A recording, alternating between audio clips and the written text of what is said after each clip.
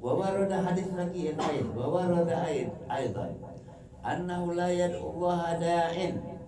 Tidak seorang yang berdoa, tidak seorang yang berdoa kepada Allah illa stajaba lahu, kecuali Allah telah mengabulkan untuknya. Fa imma an yu'ajjal lahu mas'al, bisa saja Allah dipercepat untuknya apa yang masalah, apa yang minta. Wa imma an yadfa anhu minal bala' a'dham min dzalik, atau Allah tukar permintaan dia tadi dengan bala yang lebih agung daripada permintaan tersebut. Semua ini hadis-hadis Nabi ini perlu kita yakinin dengan menerima taslim, dengan hati yang menerima, yang senang, khusyuk. Itu berarti hatinya penuh rahmat dan cahaya dari Allah. Barokah majelis ini kita yakin bahwa di hati-hati kita semuanya sudah siap, sudah menerima hal-hal yang berkaitan dengan yakin, itu sudah menerima. Tinggal ilmu-ilmu saja yang dari hadis Nabi yang perlu kita penuhi. Dada kita ini perlu diketahui dari ilmu-ilmu berdoa, ilmu semuanya ini penuh dengan ilmu. Ilmu itu artinya ajaran dari Nabi SAW menjelaskan ini begini, ini begini, itu namanya ilmu. Kita dituntut untuk yakin. Nabi SAW dalam hadis yang lain, ta'allamul yakin, belajarlah kamu yakin. Fa inni ata'allamahu, sebab aku juga, kata Rasulullah, mempelajarinya dan meminta kepada Allah, ya Allah berilah aku keyakinan. Itu sudah setelah perjuangan lama baru didapati oleh Nabi SAW. Yakin ini rupanya mahal nilainya, luar biasa. Satu anugerah dari Allah yang luar biasa. Contoh saja, at-tasdiq bi wilayatina wilayah surah. Kata seorang ulama wali besar yang bernama Imam Al-Junaid Al-Baghdadi radhiyallahu anhu, pemimpin daripada semua tarekat, manaqib apa semuanya, yang di atas sekali itu adalah Imam Al-Junaid. Dia berkata begini, yang percaya dengan karomah kami berarti di hatinya sudah ada wali kecil dia. Wali itu kekasih Allah, berarti ada cahaya, ada iman di dalam hatinya. Bersyukur, beruntung, nasib baik untuk hidupnya. Dia akan bahagia di dunia dan di akhirat. Sudah tertancap satu bibit di hatinya wali kecil. Na'udzubillah, berlindung kita pada Allah, jangan sampai ada sebaliknya. Yang tidak ada keyakinan sama sekali dengan karomah wali-wali itu ya. Itu yang dinamakan at-tasdiqu. Sidik itu jujur, membenarkan, jujur itu membenarkan. Membenarkan apa pemberian Allah kepada kekasihnya begini. Yakin dia terima, senang hatinya ya. Bahkan di hatinya meminta juga, ya Allah, saya atau anak saya atau cucu saya mudah-mudahan dapat seperti yang kau berikan kepada wali-wali itu juga. Kepengen juga dia ya. Nah, itu merupakan satu nikmat yang besar untuk dia ya. Sudah nasib dia udah berkeyakinan demikian. Nah sekarang keyakinan itu kita ambil dari kait tentang doa. Semuanya kembali kepada doa. Minta wali berdoa, minta yakin berdoa. Nah sekarang ke hambatan-hambatan doanya di mana? Nah sekarang kita terusin hadis yang tadi. Wa imma an yudakhkhar lahu fil akhirah. Kadang-kadang doa yang kita minta itu tidak diberi oleh Allah saat itu, atau mungkin sebulan, setahun lagi enggak, disimpan. Yudakhkhar itu dicelengin. Fil akhirah, nanti di akhirat. Ma wa afdal wa akmal, itu lebih utama, lebih sempurna. Fayam bahilil abad an la yazal da'ya. Pokoknya dianjurkan untuk kita hamba Allah ini, hamba ya, kita ini hamba Allah, nunggu sabar hamba, nggak bisa bekerja apa-apa, nggak ada daya apa-apa, hamba namanya. Yang penting kita kerjakan tugas kita terus saja, berdoa terus, memuji Allah terus, sangka baik terus kepada Allah. Jangan sekecil apapun bersangka buruk kepada Allah. Sudah Allah tentukan apa nasib kita begini, ya terima. Fayam bahilil abad ya layazalu dahiyan, dianjurkan untuk berdoa terus, mutadharri'an terus, khusyuk, merintih, menangis kepada Allah ya. Firaqahi, baik dia dalam keadaan senang. Itu kesenangan yang diberi oleh Allah itu sementara, ujian itu. Apakah dia tetap sama Allah atau dia udah lupa sama Allah di saat dia mendapat kesenangan.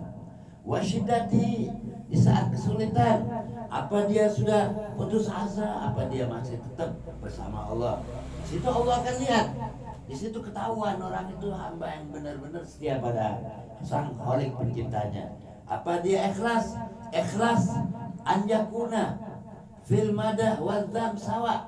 Tandanya orang ikhlas itu di saat dia dipuji orang, dicaci orang, biasa aja dia ibadah kepada Allah, tidak berkurang sedikit pun aktivitasnya, tenang saja dia. Dipuji orang, ya begitu, walaupun orang muji, kalau saya nggak benar ya tetap nggak benar, walaupun orang memuji. Seandainya sekarang dia benar, dipuji orang, dia tidak lupa dengan pujian.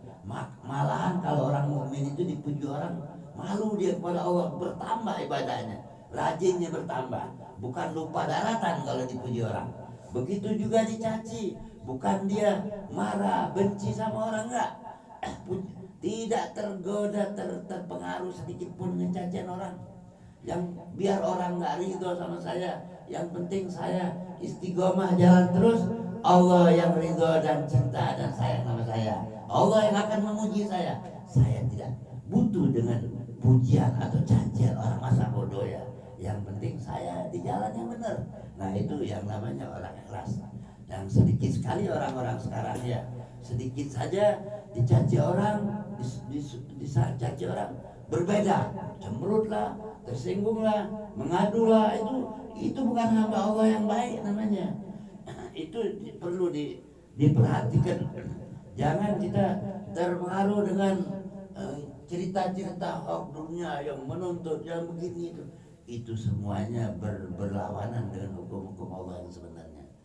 Keliru semua. Jangan terpengaruh. Jangan terpengaruh dengan keadaan duniawi ya. Kita ambil kembali ke kitab, ke ajaran ulama-ulama, itulah yang benar. Itulah yang menyelamatkan kita dunia akhirat. Para hadirin sekalian yang dimuliakan Allah, ada satu orang, seorang soleh wali besar. Ini ada satu cerita yang menarik. Dia ini ada orang soleh, orang sufi ya. Orangnya baik, dermawan, ngajar ya, dakwah, ulama besar. Kemudian ada satu orang tukang mencaci orang, hobinya mencaci orang. Nah, sama orang yang baik tadi itu, namanya Habib lupa namanya, kalau siapa lupa itu dari kitab Minal Arifin di zaman Sultan Syahbudin. Dia lagi juga udah lama itu ya. Siapa, Abul Abbas kalau nggak salah, Al-Mursi ya. Abul Abbas kalau nggak salah ini. Nah, Abul Abbas ini bilang gini, wahai tukang caci, kesini kamu. Saya punya uang ini banyak, satu apa itu, satu itu. Siapa namanya ini rezeki satu apa tuh, uang satu apa deh, banyak mantunya satu beli satu gepok. Iya, mau kawin nggak tahu uang. Saya punya uang satu gepok, gede banyak nih ya, belum semua. Ini uang untuk kamu. Wah, untuk saya ngapain, kata dia. Begini syaratnya, saya kasih uang ini. Maksud saya, ini ntar habis hari Jumat, habis sembahyang Jumat ini orang-orang kumpul semua. Saya nanti akan menyuruh orang-orang untuk tunggu dulu. Ada yang mau ceramah. Terus, nah kamu ceramah. Kata yang ngasih uang tadi ya, Abul Abbas bilang. Ceramah apa katanya? Saya nggak bisa ceramah. Enggak, kamu ceramah. Kamu caci saya di depan umum, caci. Habis-habisan kamu caci saya. saya kasih uang hadiah. Wah, masa gitu, masa saya yang caci? Nggak bisa. Kalau kamu mau uang, kamu caci saya. Kalau kamu nggak mau caci saya, nggak dapat uang. Oh gitu, oh boleh kalau gitu. Ya. Boleh. Sekarang ya, ini dia mulai habis Jumat kumpul, dia ceramah. Assalamualaikum warahmatullahi wabarakatuh. Para hadirin ketahuilah ini orang jahat, orang macam-macam, nyaci jam 1 jam. Dia ini yang sedang dicaci nih, ini orang pengaruh, ini orang besar, ini orang ulama besar ya. Dia waktu dicaci, mudah-mudahan saya nggak terdengar cacian dia. Saya zikir sama Allah, ya Allah, ya Rahman ya. Sampai selesai habis beres. Assalamualaikum gitu. Terima kasih banyak, dikasih uang sama dia ya. Alhamdulillah hati saya nggak bergerak sedikit pun, nggak ngambek sedikit pun. Nah ini lulus nggak hati saya, ini kata dia ya, syukur pada Allah. Bayangin para hadirin sekalian, kalau kita ngambek itu ya, luar biasa dicaci depan umum. Nah itu untuk saat Imam Abul Abbas Al-Mursi. Imam Syafi'i pernah radhiyallahu anhu mau diadakan pertandingan besok pagi, kata raja itu, ayo Imam Syafi'i layanin orang itu, kita bertanding, siapa yang menang dapat hadiah ini, yang kalah udah rusak namanya. Akhirnya Pak Imam Syafi'i pada malam hari tahajud berdoa, ya Allah jangan sampai aku menang, kalahkan aku ya Allah biar aku nggak terkenal. Gitu jadi akhirnya benar-benar terkalah ya. Nah jadi orang-orang ahlullah itu, orang-orang yang dekat sama Allah begitu, mereka nggak senang sama dunia itu artinya besar-besaran ya. Cukup kita diberi Allah rezeki menikmatin dengan istri, nggak apa-apa kita makan durian sate boleh, nggak apa-apa nikmatinnya di rumah sama anak istri, kan begitu ya. Jadi dunia itu pameran hebat, jadi kan orang lebih mengidolakan, menjagokan, walaupun duitnya habis ya, dia berantem sama istrinya nggak apa-apa, yang penting saya menang dapat jabatan, habis hartanya nggak apa-apa, penting saya dapat jabatan. Coba untuk apa itu? Pokoknya dia hebat namanya, terkenal. Jadi ini, jadi itu, hebat nggak dia? Coba kalau dia nggak jadi itu ya, langsung pingsan lah, ada yang langsung mati lah. Itu taruhan nyawa itu. Jadi pemilihan itu, bila bisa jabatannya, akidahnya hilang, bisa syirik pun nggak apa-apa, kedukun pun nggak apa-apa ya. Yang penting dia menang. Ya, itu kalau orang udah gila dunia. Jadi kan namanya orang bodoh itu namanya. Nah untuk apa kalau kita pikir ya, mendingan kita senang sama sini, kita duduk sama-sama makan nggak, kita makan banyak-banyak juga boleh, nggak ada larangan. Yang penting kita sama-sama bersaudara, ngomong baik, ibadah, kan itu yang bagus. Mau pakai sate, mau apa, nggak apa-apa kan. Ya ntar sate jangan lupa. Jadi bukan kopi istimewa boleh, nggak apa-apa. Malah ada hadis, kul aklal jamal wa amal rijal. Makanlah kamu seperti makannya onta banyak ya. Tapi jangan lupa beramal dengan amalan orang jago-jagoan ya. Tahajud yang banyak, ngaji yang banyak. Boleh kalau mau riyadhah makan dikit itu lain lagi ceritanya ya. Ini lain lagi. Ini masalah kebahagiaan rumah tangga, artinya untuk semuanya diarahkan ke akhirat. Kalau ada orang mencaci, tenang aja ya, jangan terpengaruh, jangan langsung ngambek, jangan ini. Kalau orang